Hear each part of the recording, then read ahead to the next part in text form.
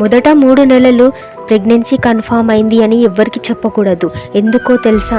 గర్భం అనేది రహస్యం. అసూయ దృష్టి ప్రెగ్నెన్సీ పైన చాలా ప్రభావం చూపిస్తుంది. మొదట 3 నెలలు బేబీ శక్తి అన్స్టేబుల్గా ఉంటుంది.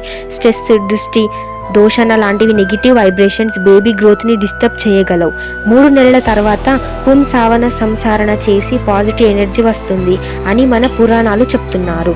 పురాణాల్లో కూడా దేవకి శ్రీకృష్ణుడి గర్భాన్ని సీక్రెట్గా పెట్టింది అంట. అది కూడా ఎనర్జీ ప్రొటెక్షన్ కోసం. రామాయణంలో కూడా కౌసల్య సీతాదేవి ప్రెగ్నెన్సీ ప్రొటెక్షన్ కోసం ఒక స్పెషల్ పూజ చేశారు. అదే పుంసావన సంసారణ. 5000 సంవత్సరాల క్రిందట శారాక సంహిత అనే హిందూ ధర్మానికి సంబంధించిన గ్రంథంలో కూడా ప్రెగ్నెన్సీ బేబీ డెవలప్మెంట్ గురించి క్లియర్గా ఉంది. డాక్టర్స్ కూడా అదే చెప్తున్నారు. మొదట 3 నెలల వరకు మిస్క్యారేజెస్ అవుతున్నాయి అని.